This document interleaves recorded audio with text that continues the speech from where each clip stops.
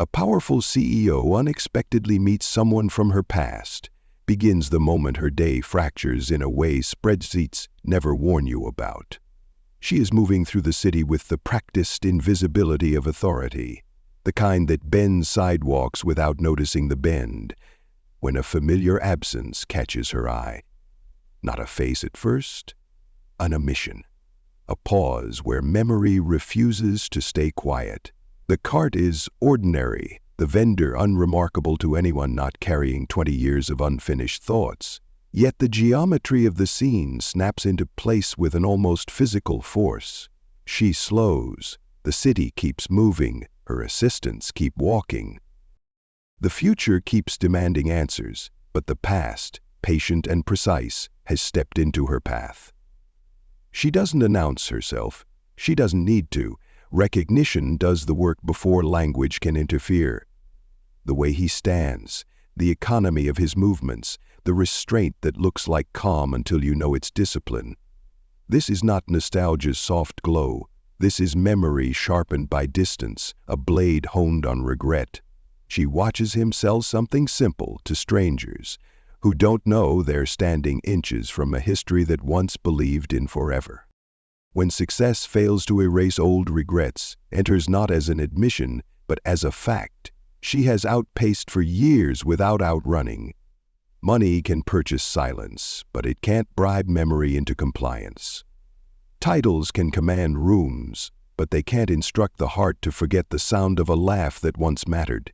She has learned the rituals of winning, how to smile without revealing cost, how to pivot from loss to opportunity.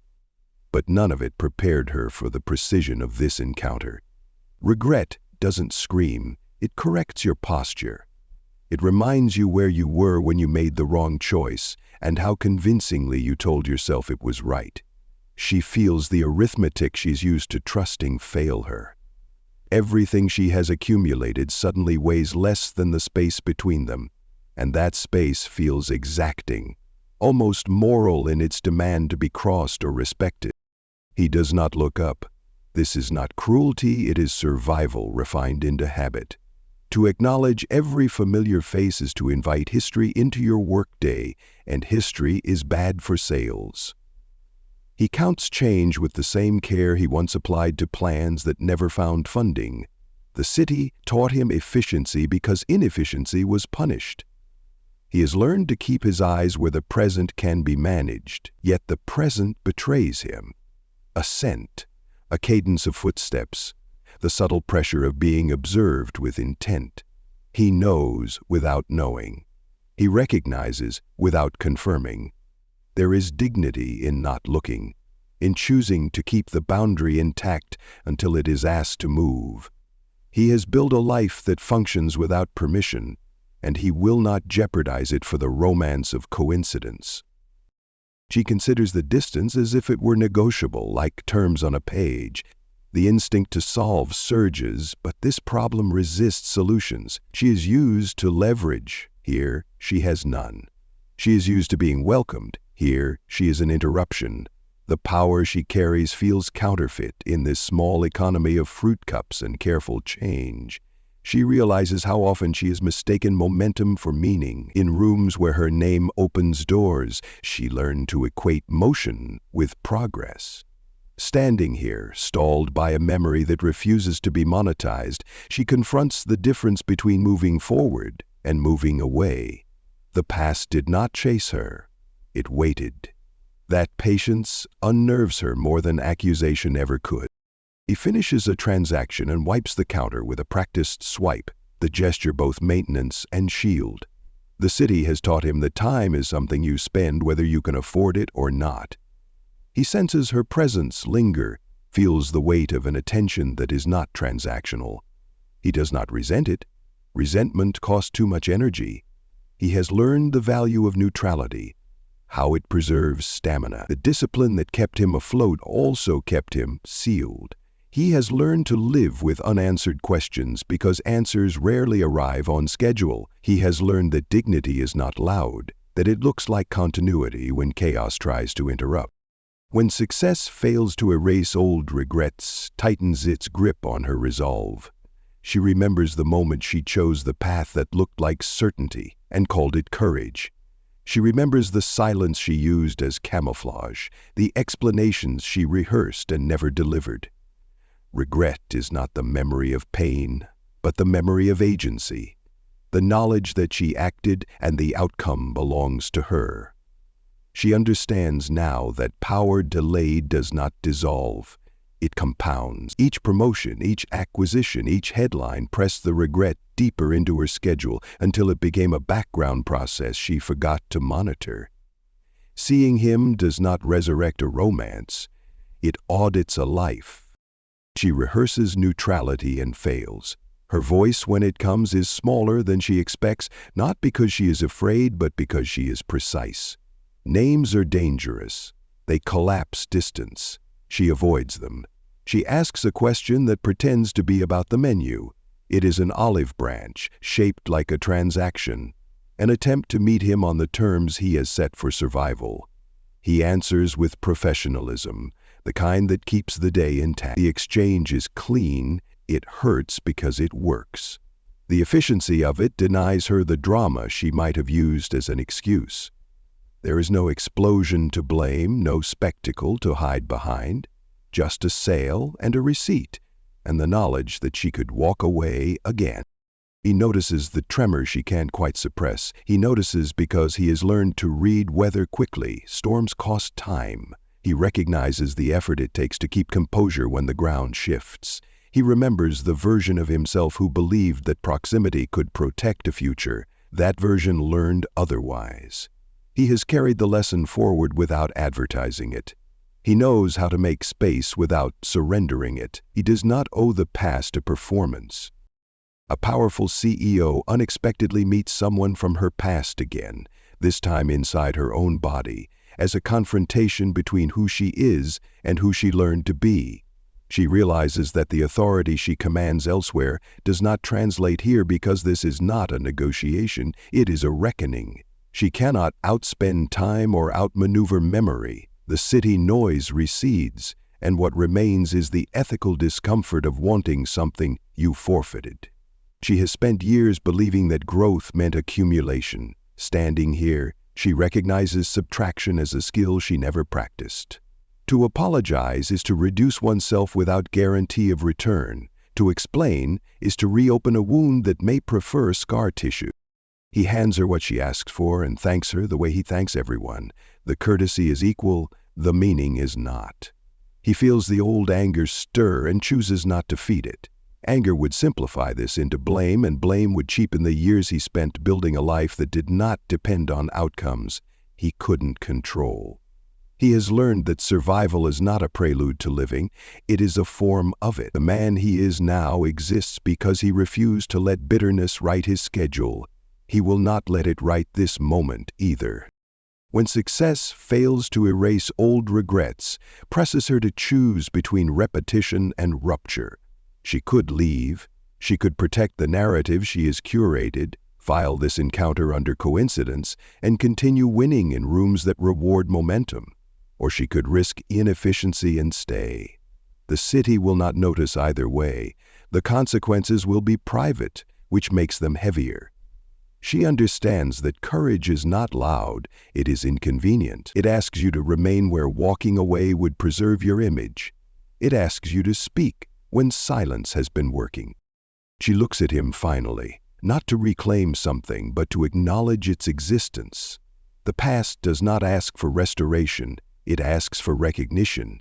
She senses that recognition alone may be all that is permitted today. She accepts the limits without resigning hope. There is a difference, she realizes, between accepting a boundary and endorsing a loss. One preserves dignity, the other erases desire. She stands within that difference and lets it be uncomfortable. He meets her eyes for a fraction of a second, not because he owes it to her, but because he owes it to himself to be honest about what is happening. The glance is not forgiveness or condemnation. It is data. It confirms that the man he became can withstand the memory without collapsing. He releases the moment the way you release a held breath, quietly, without ceremony. The day resumes its shape. The cart remains, the city continues. The past has been acknowledged without being allowed to dominate, and that restraint feels earned rather than imposed. A chance encounter that changes everything unfolds without ceremony, without warning, and without respect for the careful structures people build to keep their lives predictable. It begins not with drama but with interruption, the kind that feels small until it rearranges the internal order of things. Two paths that were never meant to cross again intersect in a public space that belongs to no one, which makes it impossible to claim ownership over what happens next.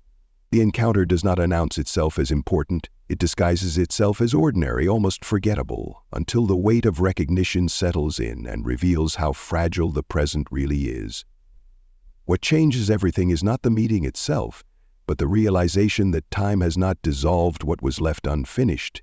It has only preserved it, sealed away, waiting for the exact conditions to resurface. Neither of them is prepared for how quickly the air shifts. It is not attraction reborn or resentment reignited, but something quieter and more destabilizing. Awareness. Awareness that the story they told themselves about moving on was incomplete. Awareness that the version of closure they accepted was provisional at best.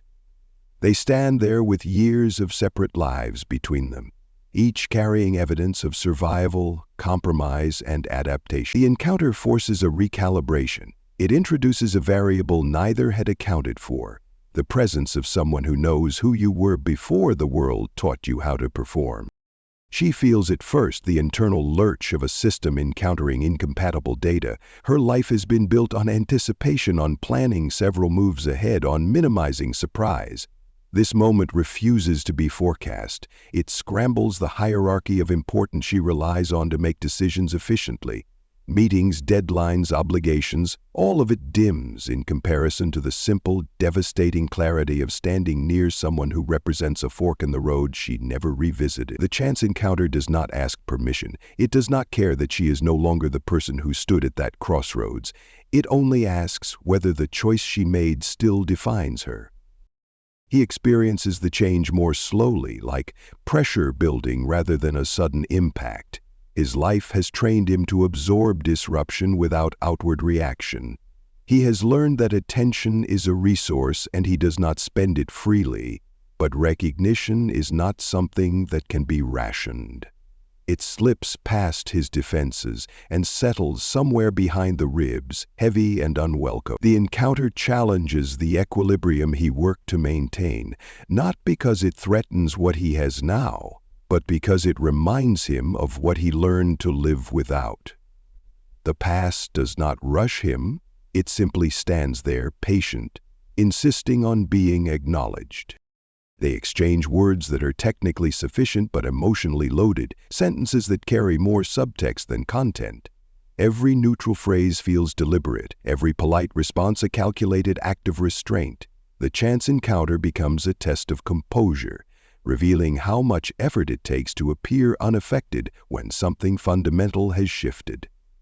The space between them fills with unsaid questions, with parallel histories that diverge sharply and never reconcile. Each is aware that a single honest sentence could fracture the moment into something unmanageable. The emotional cost of unfinished love emerges not as longing but as tension, the kind that exists when something meaningful was never allowed to conclude properly. Unfinished love does not fade, it calcifies. It hardens into assumptions, into narratives people use to protect themselves from revisiting pain.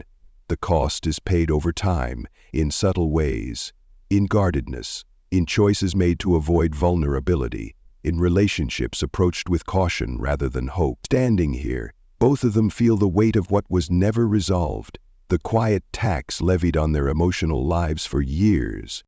For her, the cost shows up as a sudden inability to compartmentalize. She has been skilled at separating personal regret from professional momentum, at treating emotions as private matters that do not interfere with outcomes.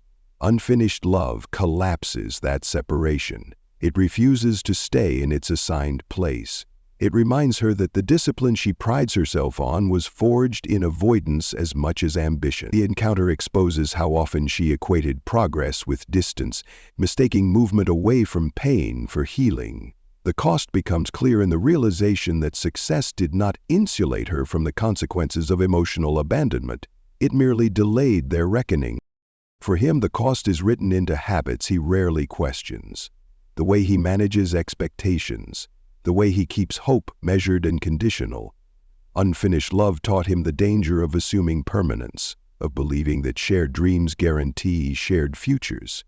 It shaped his understanding of responsibility and resilience, forcing him to build a life that could withstand disappointment without collapsing. Yet the encounter reveals that strength came with a price, a narrowing of emotional bandwidth, a reluctance to imagine possibilities that required trust.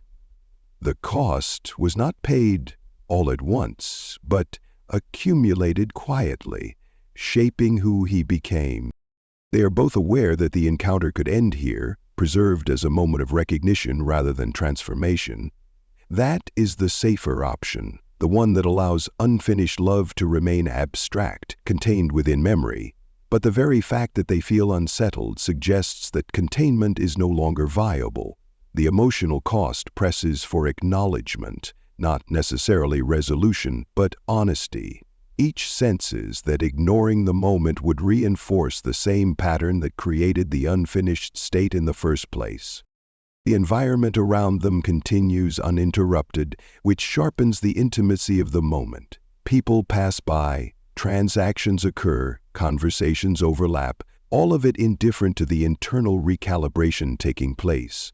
This indifference highlights the personal nature of what is happening. There is no audience to validate their experience, no external pressure to perform reconciliation or conflict. The encounter belongs to them alone, which makes it harder to evade. Without spectacle, there is no distraction from the emotional work required. She notices details she would have missed in any other context. The steadiness of his movements, the restraint in his posture, the absence of bitterness in his demeanor. These observations complicate the narrative she carried for years, the simplified version that allowed her to justify the past. Unfinished love becomes more expensive when it refuses to conform to the stories built around it. The cost increases as she realizes that he did not remain frozen in the role she assigned him. He changed, adapted, endured. That reality challenges her assumptions about who was harmed and how. He notices the composure she maintains, the practiced calm that masks strain. He recognizes it as a learned behavior, a survival strategy not unlike his own. The encounter destabilizes the binary he once relied on to make sense of the breakup, the idea that one person moves forward while the other is left behind. Seeing her now complicates that framework. Unfinished love becomes heavier when it cannot be neatly assigned to a single victim or villain. The cost is shared, unevenly distributed, but collectively borne. Neither wants to name what is happening outright. Naming would require ownership, and ownership would invite responsibility. Instead, they circle the moment cautiously, each aware that the encounter has already altered the trajectory of their day, if not their lives. The chance encounter proves that change does not always announce itself with drama. Sometimes it arrives disguised as familiarity, forcing people to confront how much of their present is built on unresolved past. The emotional cost of unfinished love does not demand immediate action, but it does demand recognition. It lingers in the pauses between sentences, in the careful avoidance of certain topics, in the heightened awareness of each other's presence. The cost manifests as discomfort, as the sense that something essential has been deferred for too long. It is not about reclaiming what was lost, but about understanding what its absence shaped. She feels the urge to explain, to contextualize, to provide reasons that might soften the impact of what was left unsaid years ago, but explanation feels insufficient, even self-serving. Unfinished love resists justification. It is not interested in rationality. It is interested in truth.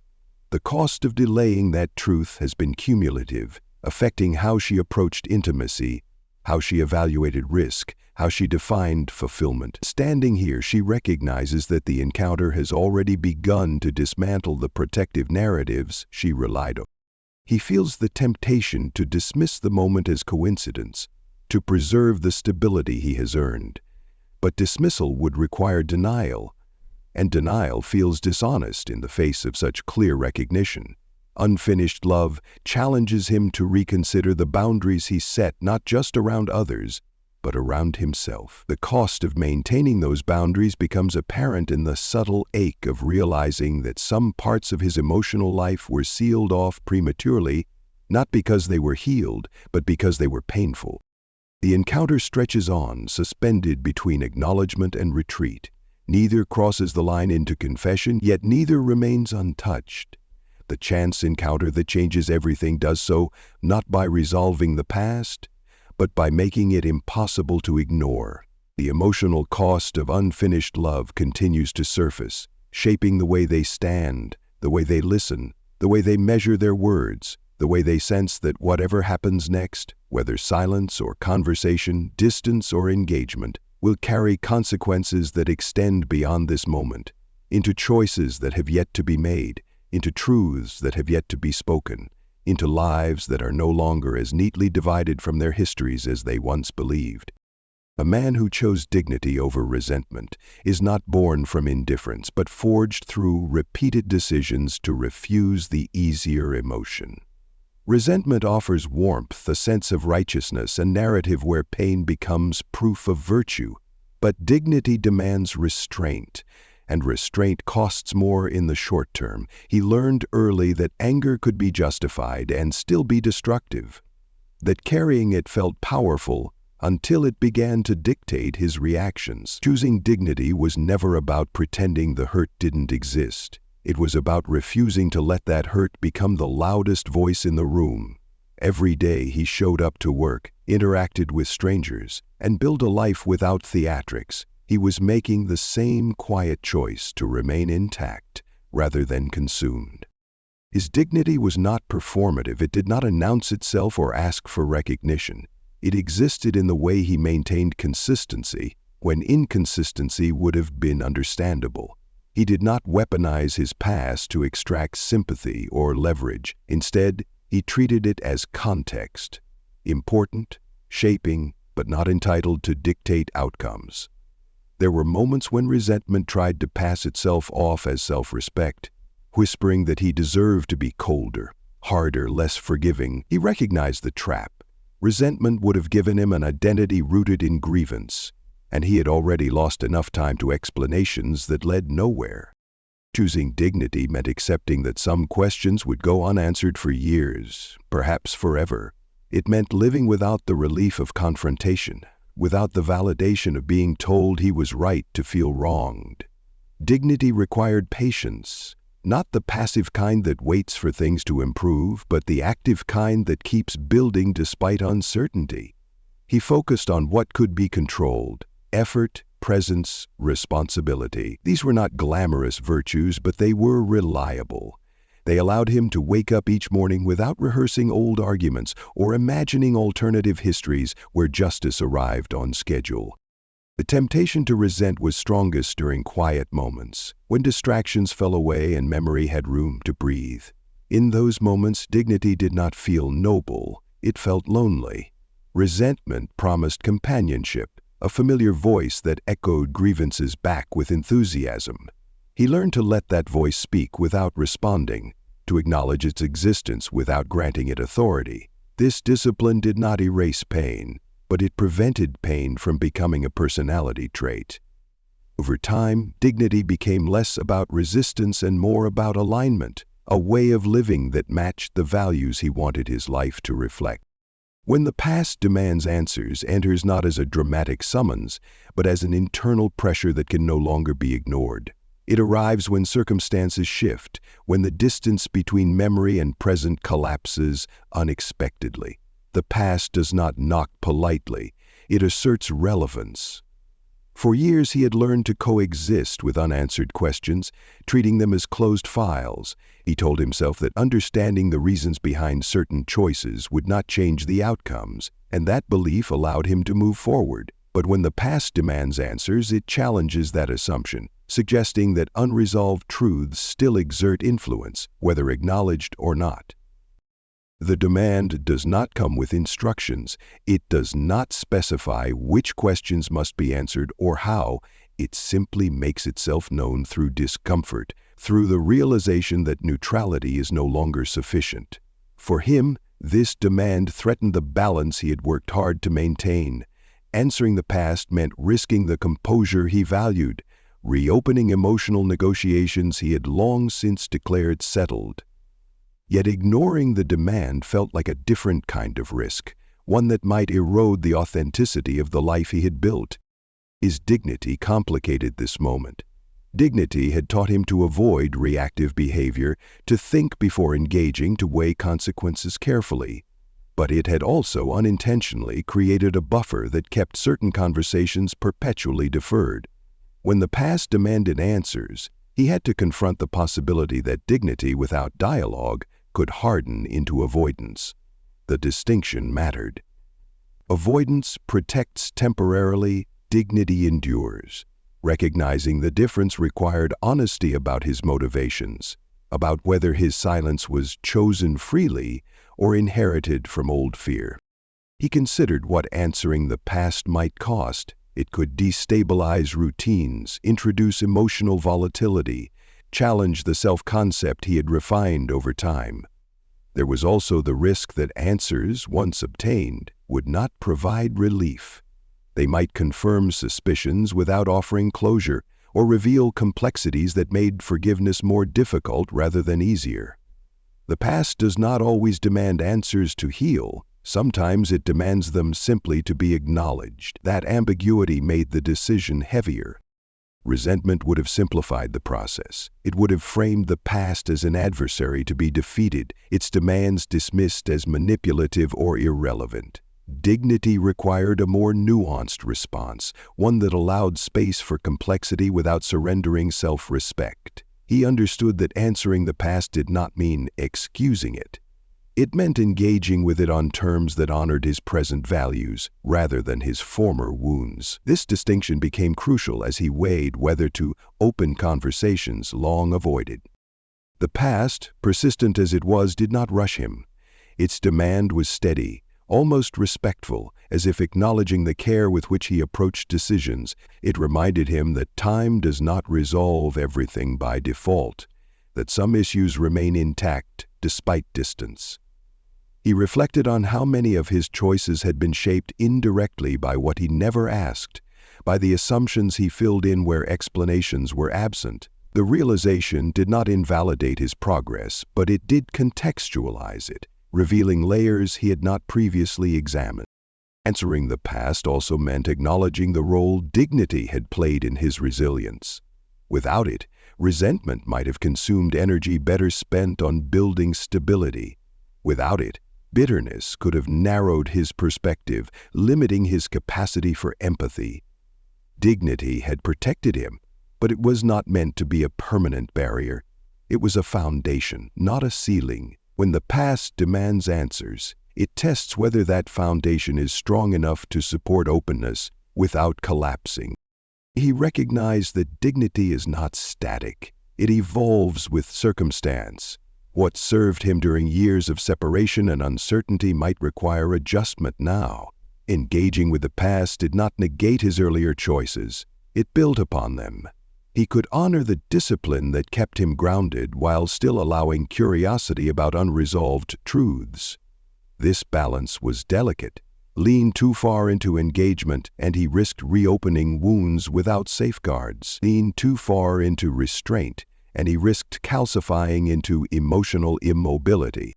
The demand for answers reframed dignity as an active process rather than a settled state. It required discernment about which questions were worth asking and which silences were worth maintaining.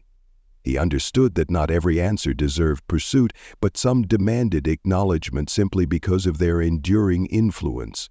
The past had shaped his understanding of trust, commitment, and vulnerability. Ignoring its demand would not erase that influence, it would merely keep it implicit. As he considered the possibility of dialogue, he felt the familiar tension between control and surrender. Dignity had often aligned with control, with managing responses carefully to avoid unnecessary fallout. Answering the past required a measure of surrender, an acceptance that some outcomes could not be managed in advance. This did not mean abandoning responsibility, it meant redefining it. Responsibility became less about protecting himself from discomfort and more about engaging honestly with what remained unresolved. The man who chose dignity over resentment did not view this moment as a betrayal of his principles. Instead, he saw it as an extension of them. Dignity, after all, was rooted in truthfulness, not avoidance.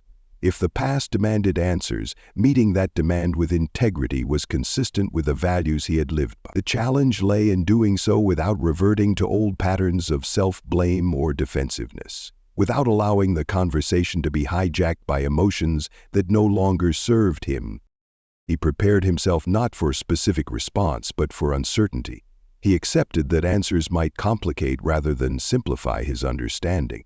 He accepted that engaging with the past could alter his perception of events he had long considered settled. This acceptance did not weaken him, it clarified his strength. It demonstrated that dignity was not about remaining unchanged, but about remaining aligned with one's principles, even as understanding deepened. When the past demands answers, it also demands courage. Not the dramatic kind associated with confrontation, but the quiet kind that tolerates ambiguity. He understood that courage here meant listening as much as speaking, allowing space for explanations without guaranteeing absolution. It meant acknowledging pain without assigning it exclusive ownership. This approach did not promise closure, but it promised honesty, and honesty felt like the most dignified response available.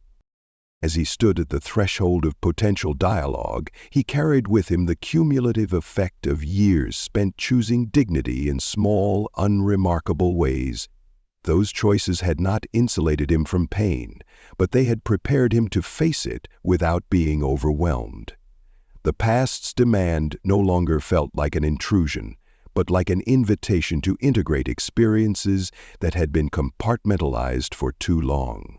Whether he accepted that invitation fully or partially remained uncertain, but the awareness itself marked a shift, a recognition that dignity is not diminished by seeking understanding, that resentment is not the only alternative to silence, that answering the past can coexist with self-respect, that strength can include vulnerability without surrendering control, that some questions persist not to reopen wounds but to illuminate how far one has traveled and how much of that journey was shaped by what was never said. A story about second chances and healing lives in the space between what was lost and what is still possible, refusing to belong entirely to the past or the future. It is not a clean narrative of redemption, but a slow negotiation with memory, accountability, and hope. Second chances are rarely dramatic. They arrive quietly, often disguised as inconvenience, forcing people to reconsider versions of themselves they thought were finished. Healing does not mean forgetting what happened or rewriting it into something softer. It means carrying the truth without letting it poison every decision that follows. Both of them understand that a second chance is not owed, not guaranteed, and not symmetrical. It asks more questions than it answers, and demands patience from people who have already waited a long time. Healing begins unevenly. One person may be ready to speak while the other is still learning how to listen. Old pain resurfaces not because it was dormant, but because it finally feels safe enough to be acknowledged. The idea of a second chance challenges the comfort of certainty. It asks whether growth can occur without erasing responsibility, whether repair is possible without minimizing harm. They both sense that healing will not restore what once was, but may create something different, shaped by awareness rather than innocence. The process feels fragile, easily disrupted by fear or pride, yet it carries a weight that suggests its importance. Love tested by time and life choices does not resemble the version remembered from the beginning. Time introduces consequences, responsibilities, and altered priorities that strip away fantasy. Life choices leave marks, visible and invisible, shaping how trust is offered and received. What remains of love after years of distance is not intensity, but recognition. The sense that something meaningful existed and left an imprint. This kind of love does not rush toward resolution. It hesitates, evaluating whether the present can support what the past initiated. Time tests sincerity by removing urgency, revealing whether connection persists without momentum. Their choices have carried them in different directions, yet those paths intersect here, forcing a comparison that feels both unfair and unavoidable. Love under this scrutiny becomes less about emotion and more about intention. It asks whether they can honor who they are now without denying who they were then. The test is not whether affection still exists, but whether it can coexist with the realities that time imposed, whether patience can replace expectation, whether understanding can grow where certainty once lived, whether healing can unfold slowly without the pressure to prove anything, whether a second chance can be approached not as a correction of the past, but as an honest engagement with what remains unfinished and still meaningful. What happens when apologies come too late is rarely resolution and almost never relief. Late apologies arrive burdened with everything that happened in their absence, carrying years of silence, assumptions, and emotional adaptation. They ask to be received by someone who has already learned how to live without them.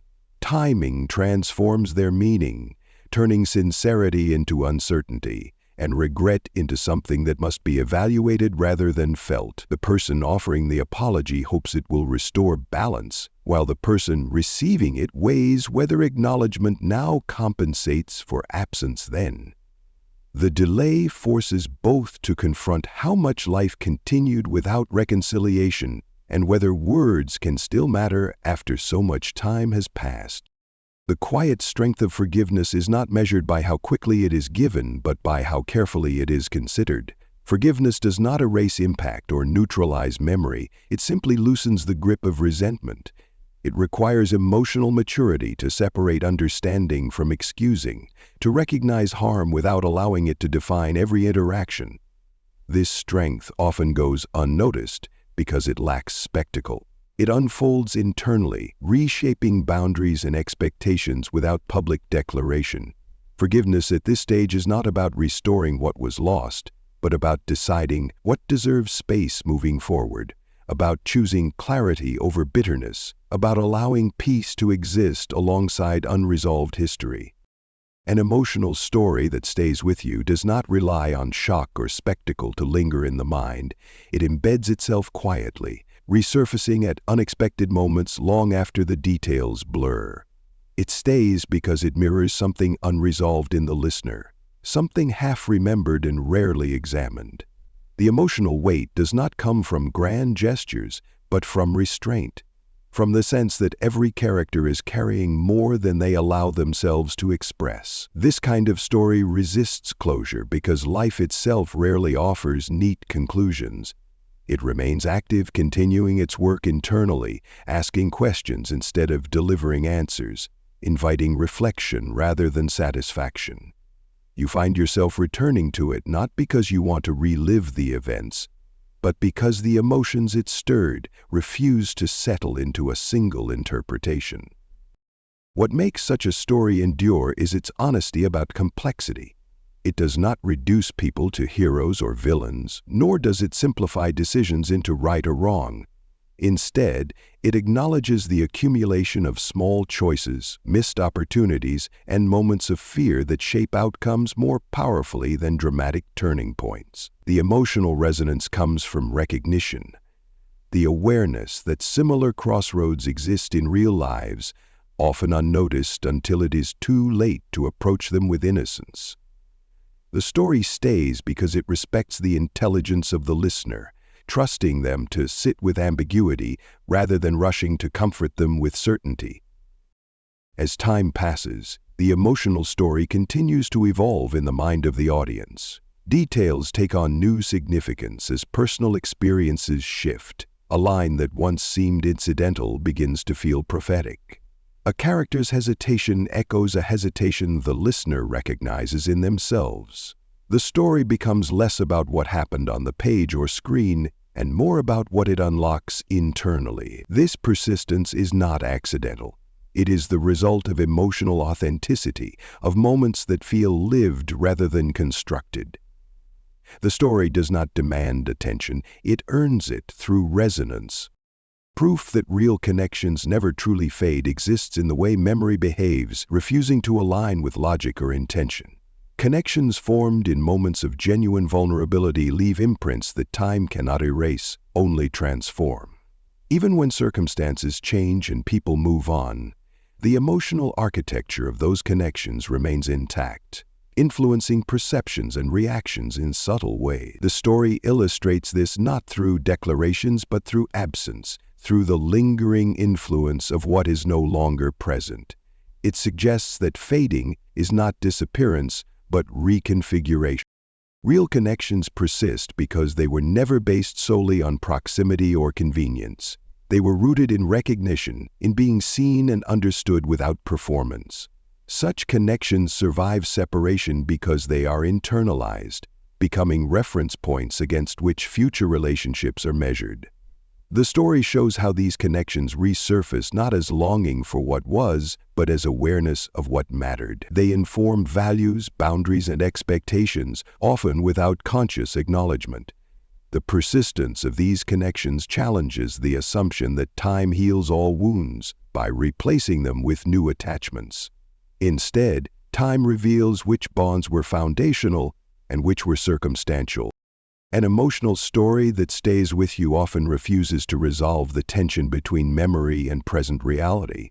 It allows both to coexist, acknowledging that people can grow without outgrowing their past. This coexistence is uncomfortable because it disrupts the narrative of linear progress. The story suggests that maturity does not require erasure of earlier selves, but integration. The emotional impact comes from witnessing characters confront the continuity of their identities across time, recognizing that who they were still informs who they are.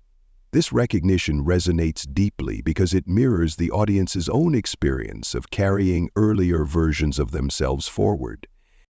Proof that real connections never truly fade is reinforced by the way characters respond to each other, even after long separation. Familiar rhythms reemerge effortlessly, not because nothing changed, but because something fundamental remained. These moments are not romanticized, they are tinged with caution, awareness of the cost of reconnection. The story avoids the fantasy that reconnecting restores simplicity. Instead, it portrays reconnection as layered, informed by history and shaped by growth. The enduring connection does not guarantee happiness, but it guarantees significance.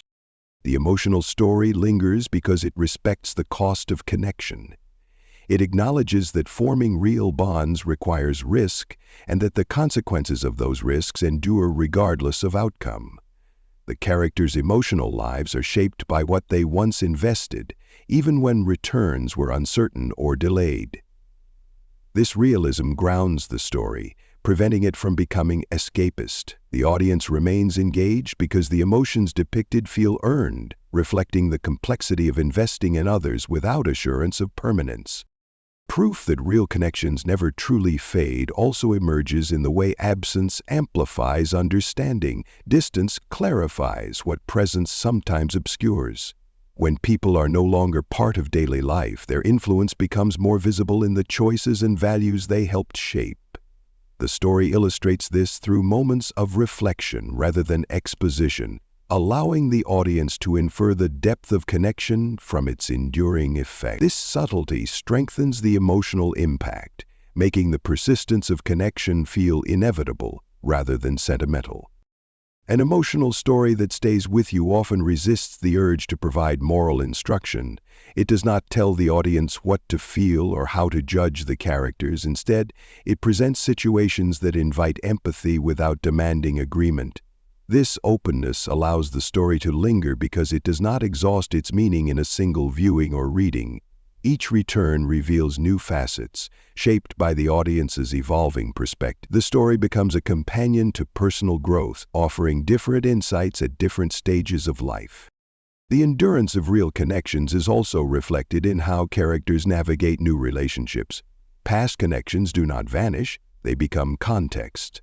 The story shows how new bonds are influenced by old ones, not as competition but as inheritance. This continuity challenges the notion that moving forward requires leaving everything behind. Instead, it suggests that forward motion is informed by accumulation, by the integration of past experiences into present choices. This perspective deepens the emotional resonance, aligning with the lived reality of audiences who carry their histories into every interaction. An emotional story that stays with you does not rely on catharsis to justify its existence. It allows discomfort to remain unresolved, trusting that reflection is more powerful than release. The audience is left with questions rather than answers, which keeps the story alive in their thoughts. This lingering quality is not a failure of storytelling, but a mark of its depth. By refusing to conclude neatly, the story mirrors the ongoing nature of emotional processing, validating the audience's own unresolved experiences. Proof that real connections never truly fade is ultimately found in the characters' awareness of each other, even in moments of silence. Awareness persists without action, without contact, without reassurance. The story demonstrates that connection is not always about interaction, sometimes it is about acknowledgement. This acknowledgement does not demand reconciliation or reunion. It simply affirms that certain relationships mattered in ways that cannot be undone. This affirmation carries emotional weight because it recognizes the permanence of significance without insisting on permanence of presence. Our presence. The emotional story remains because it aligns with a fundamental human truth, that meaning is not erased by distance or time, only reshaped. The characters' lives continue, but the influence of their connection remains embedded in their perceptions and decisions.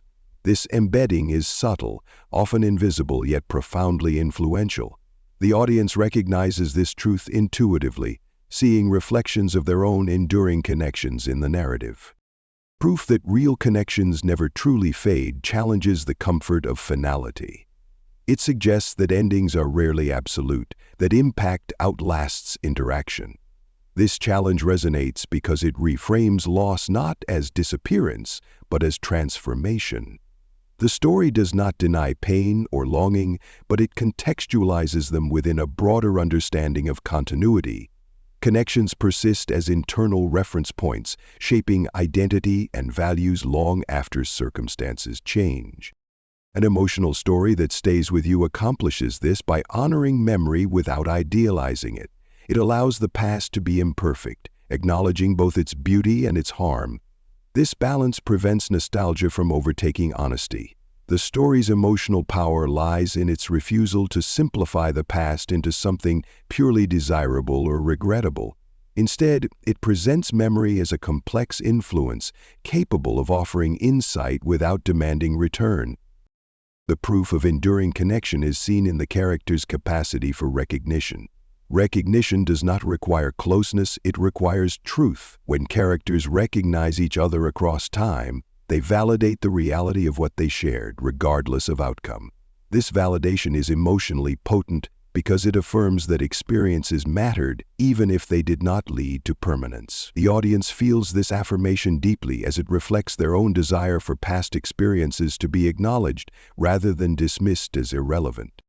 An emotional story that stays with you does so because it respects the audience's emotional intelligence. It does not rush them toward resolution or dictate interpretation.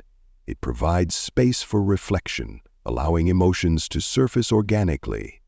This respect fosters a deeper connection between story and audience, ensuring that the narrative continues to resonate long after initial exposure. Proof that real connections never truly fade is woven throughout the narrative, not as a claim, but as an observation. It emerges from patterns, from the way characters carry each other forward in thought and behavior. The story's lasting impact comes from this accumulation of subtle evidence, building a quiet but convincing case for the persistence of meaning. The audience leaves not with certainty but with recognition, a sense that the story articulated something they had felt but not named, something enduring, something unresolved, something real. Some stories don't end when the video does. They stay with you in the quiet moments, in the questions you don't ask out loud. If this story made you pause, think, or feel something you weren't expecting, don't keep it to yourself. Tell us in the comments what moment stayed with you the most, because stories like this live longer when they're shared. If you believe real stories still matter in a world full of noise, make sure you subscribe to A1 Storyteller. This channel is for people who don't just watch stories, they feel them. And if you know someone who needs to hear this story today, send it to them. You never know who might be waiting for a reminder that some connections, some moments, and some chances are worth holding on to. You're watching A1 Storyteller. We'll see you in the next story.